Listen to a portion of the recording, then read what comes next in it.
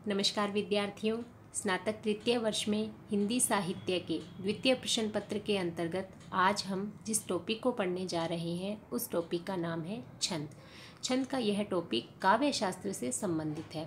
विद्यार्थियों, यह टॉपिक स्नातक तृतीय वर्ष के पाठ्यक्रम में जहां डायरेक्ट रूप से शामिल किया गया है, वहीं यह स्नातक प्रथम वर्ष और स्नातक द्वितीय वर्ष के पाठ्यक्रम में भी इनडायरेक्टली शामिल है। इनडायरेक्टली ऐसे कि इसे प्रत्यक्ष रूप से तो पाठ्यक्रम में स्थान नहीं दिया गया है, किंतु फर्स्ट ईयर और सेकेंड ईयर के पाठ्यक्रम में जो काव्य का जो भाग हमारे पाठ्यक्रम में शामिल है और उस काव्यांश की जब हम व्याख्या करते हैं तो व्याख्या के अंतर्गत विशेष में हमें उस काव्यांश में प्रयुक्त भाषा शैली, रस, अलंकार, काव्य गुण, काव्य रीति, छंद, इन सब का उल्लेख करना आवश्यक होता है। तो हम छंद का उल्लेख कब करेंगे? जब हमें छंदों की जानकारी होगी। तो इस दृष्टि से देखा जाए तो छंद का यह टॉपिक हमारे स्नातक प्रथम वर्ष, द्वितीय वर्ष और तृतीय वर्ष तीनों ही वर्षों के विद्यार्थियों के लिए उपयोगी है। तो शुरू करते हैं आज की हमारी कक्षा। तो सबसे पहले हम देखते हैं छंद शब्द का शाब्दिक अर्थ क्या होता है।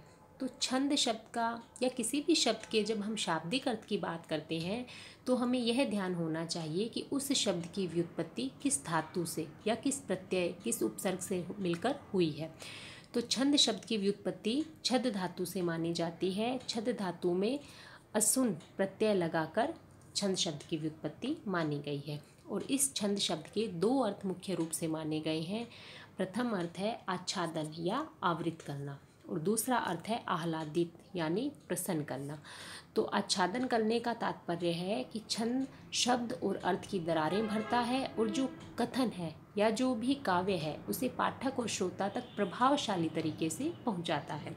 आह्लादित करना यानी प्रसन्न करना। छंद कविता में नाद, सौंदर्य और संगीतात्मकता का समावेश करता है और इसके द्वारा वह पाठक के आनंद में वृद्धि करता है। तो छंद शब्द के दो अर्थ हुए, आच्छादन करना और दूसरा आह्लादित यानी कि प्रसन्न करना। अब हम देखते हैं विद्यार्थियों कि ये तो छंद का शाब्दिक अर्थ हुआ। काव्य शास्त्र के संदर्भ में छंद से क्या तात्पर्य है? तो काव्य शास्त्र में छंद से तात्पर्य है वह शब्द योजना जिसमें वर्णों, मात्राओं और यति गति का विशेष नियम हो, वह शब्द योजना छंद कहलाती है।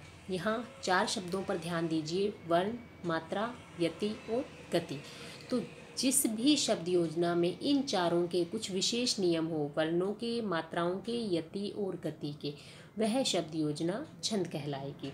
अब ये चारों का क्या तात्पर्य है, वर्ण क्या है, मात्रा क्या है, यति गति किसे कहते हैं, हम अभी आगे देखने वाले हैं। तो अब हम आगे चलते हैं। छंद का महत्व। छंद का महत्व कैसे है? ये कविता में नाद, सौंदर्य, लय और संगीतात्मकता उत्पन्न करते हैं और कुल मिलाकर इसके द्वारा वह काव्य सौंदर्य में वृद्धि करते हैं। दूसरा इसका महत्व देखा जाए तो छंद रसों के अनुकूल शब्द योजना और वर्ण विन्यास में सहायक होते हैं।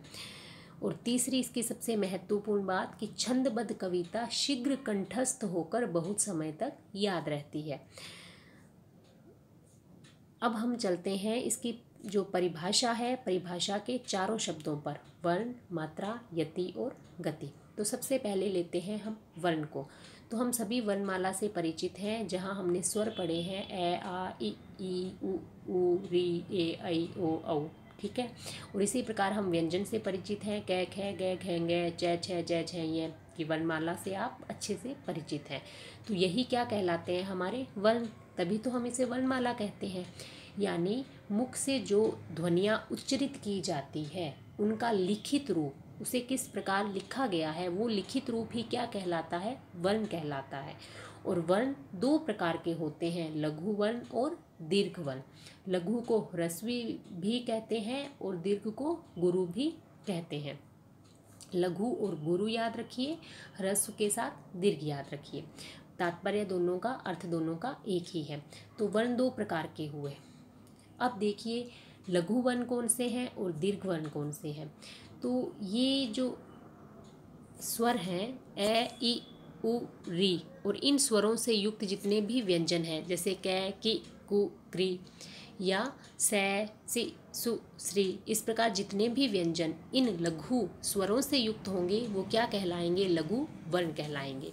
और दीर्घ वर्ण में क्या आएंगे? आ, ई, उ, ए, ऐ, ओ, औ, ये स्वर। और इन स्वरों से युक्त व्यंजन क्या कहलाएंगे? दीर्घ वर्ण कहलाएंगे। अब हमें ये ध्यान रखना है कि लघु वर्ण पे हमेशा एक मात्रा लगेगी और दीर्घ वर्ण पे दो मात्राएं लगेगी। अब मात्रा क्या है? मात्रा का मतलब है किसी भी अक्षर को बोलने में जो समय लगता है, किसी भी अक्षर को उच्चारण करने में जो समय लगता है, वह समय ही क्या कहलाता है? मात्रा कहलाता है। अब मात्राएं भी दो प्रकार की होगी, लघु मात्रा और दीर्घ मात्रा। यानी लघु वर्ण पे एक मात्रा लगेगी और दीर्घ वर्ण पे दो मात्राएं लगेगी। लघु मात्रा का चिन्ह कौन सा है और दीर्घ मात्रा का चिन्ह कौन सा है? तो देखिए, ये तो है लघु मात्रा का चिन्ह जो हमें खड़ी पाई के रूप में दिखाई दे रहा है, और ये है दीर्घ मात्रा का चिन्ह जो हमें एस के आकार में दिखाई दे रहा है।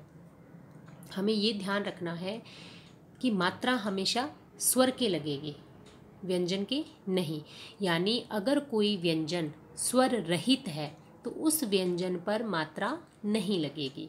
और हमें ये भी ध्यान रखना है कि किसी भी वर्ण पर तीन मात्राएं कभी भी नहीं लगेगी। मात्राएं दो ही होती है, या तो एक या तो दो। तो सामान्य नियम तो मात्रा को लगाने का यही है कि लघु वर्ण पे एक मात्रा लगाई जाए और दीर्घ वर्ण पे दो मात्राएं लगाई जाए।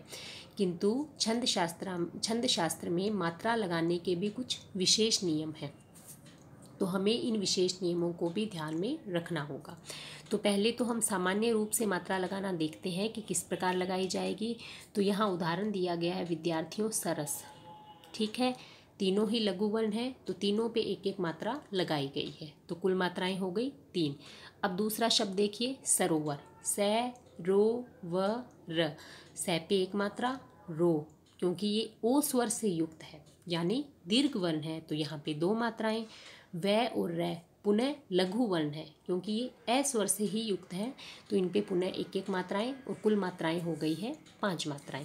अब हम देखते हैं कि मात्राओं को लगाने के विशेष नियम क्या है।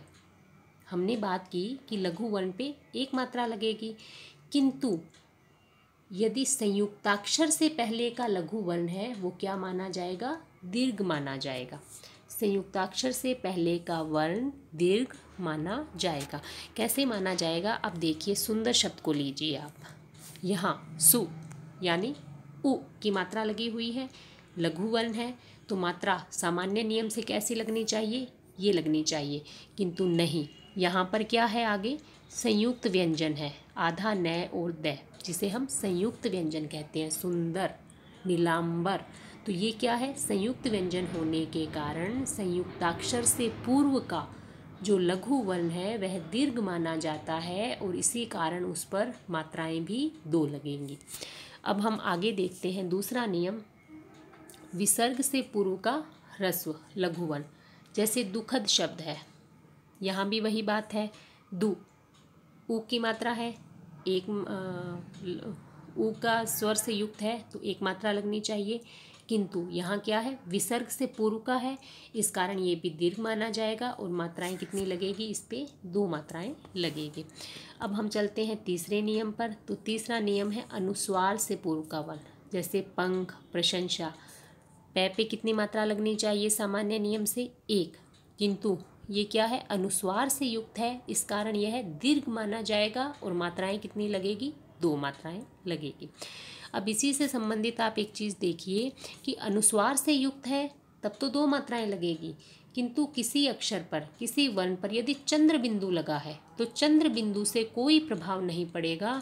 यदि वर्ण लघु है तो एक मात्रा लगेगी और यदि वर्ण दीर्घ है तो दो मात्राएं लगेगी, यानी चंद्र बिंदु से कोई भी फर्क नहीं पड़ेगा जैसा कि अनुस्वार से फर्क पड़ रहा है। तो यहाँ हमने 3 नियम देखिए विद्यार्थियों, जब लघु वर्ण दीर्घ मान लिया जाता है। किन किन परिस्थितियों में लघु वर्ण दीर्घ मान लिया जाता है? संयुक्ताक्षर से पहले का वर्ण जो लघु है वो दीर्घ माना जाएगा, विसर्ग से पहले का वर्ण जो लघु है वो दीर्घ माना जाएगा, और अनुस्वार से युक्त जो वर्ण है वो भी लघु है तो दीर्घ माना जाएगा। अब देखिए, हमने बात की चंद्र बिंदु की, हमने बात कर ली है कि चंद्र बिंदु से कोई प्रभाव नहीं पड़ेगा, वर्ण यदि लघु है तो एक मात्रा लगानी है, वर्ण ही यदि दीर्घ है तो हमें 2 मात्राएं लगानी है। अब देखिए कई बार ऐसे होते हैं कि वर्ण तो दीर्घ है यानी दीर्घ स्वर से युक्त है, किंतु उनके उच्चारण में कोई जोर नहीं पड़ रहा है, तो ऐसे वर्णों पर भी मात्राएं 2 की बजाय 1 लगेगी। जैसे यहाँ एक एग्जाम्पल दिया गया है, मोही अतिशय प्रतीति उनकेरी। यहाँ मोही शब्द को देखिए, मो पे सामान्य नियम के अनुसार 2 मात्राएं लगनी चाहिए क्योंकि ये दीर्घ वर्ण है, ओ स्वर से युक्त है, यानी दीर्घ स्वर से युक्त होने के कारण दीर्घ वर्ण है। किंतु यहाँ मो के उच्चारण में जरा भी जोर नहीं पड़ रहा है, इसका उच्चारण लघु वर्ण की तरह हो रहा है, इस कारण इस मो पर 1 ही मात्रा गिनी जाएगी। ये तो बात हुई विद्यार्थियों वर्ण और मात्राओं की। अब हम बात करते हैं यति और गति की। यति किसे कहते हैं, गति किसे कहते हैं? तो छंद के पढ़ते समय नियमानुसार निश्चित स्थान पर हमें कुछ रुकना पड़ता है, कुछ ठहरना पड़ता है। उस ठहराव को, उस रुकने को ही क्या कहते हैं, यति कहते हैं। जब हम काव्य में पंक्तियाँ लिखते हैं तो हम अक्सर देखते हैं कि कोमा लगाया हुआ होता है। उस कोमा का क्या तात्पर्य है कि हमें अल्प विराम जिसे बोलते हैं, उसका मतलब है हमें यहाँ रुकना है, थोड़ा सा ठहरना है उच्चारण करते समय। तो उसे ही छंद शास्त्र में, काव्य शास्त्र की परिभाषा में उसे क्या कहेंगे, यति कहेंगे। जैसे यहाँ उदाहरण है, श्री गुरु चरण सरोज रज, यहाँ पे अल्प विराम, पुनः निज मन मुकुर सुधार, यहाँ पर अल्प विराम, यानी रज के पश्चात थोड़ा सा रुकना है, उसके पश्चात सुधार के पश्चात भी थोड़ा सा रुकना है। तो इसी थोड़े से रुकने को, जो थोड़ा सा हम विराम लेते हैं, जो ठहराव है, इसी को हम क्या कहते हैं, यति कहते हैं। अब बात करते हैं हम गति की। तो जो ये हमारा छंद है, छंद की जो लय है, छंद का जो प्रवाह है, वही क्या कहलाता है, गति कहलाता है। यानी निश्चित वर्णों और मात्राओं और यति से जो नियंत्रित छंद है, उसका लय, उसका प्रवाह ही गति कहलाता है। अब बात करें तुक की। तुक किसे कहते हैं? छंद के चरणों की अंतिम ध्वनि की समानता को तुक कहते हैं। तो चरण क्या है, पहले हम चरण को ही देख लेते हैं। चरण का मतलब है छंद की जो पंक्ति है वही क्या कहलाती है, चरण कहलाती है। इसे हम पद भी कहते हैं। जैसे यही उदाहरण है, दीपक के जीवन में आली, ये प्रथम चरण है, प्रथम पंक्ति है, इसे हम प्रथम चरण कहेंगे। फिर भी है जीवन की लाली, ये हमारी दूसरी पंक्ति है, इसे हम द्वितीय चरण कहेंगे। यानी छंद की पंक्ति चरण कहलाती है, और जो चरणों की अंतिम ध्वनि की समानता है, अंतिम ध्वनि की समानता, जैसे आली, लाली, अगर इसी प्रकार नीचे काली लिखा हो, जाली लिखा हो, तो ये सब क्या हो, चरणों की अंतिम ध्वनि की समानता, जिसे हम तुक कहते हैं।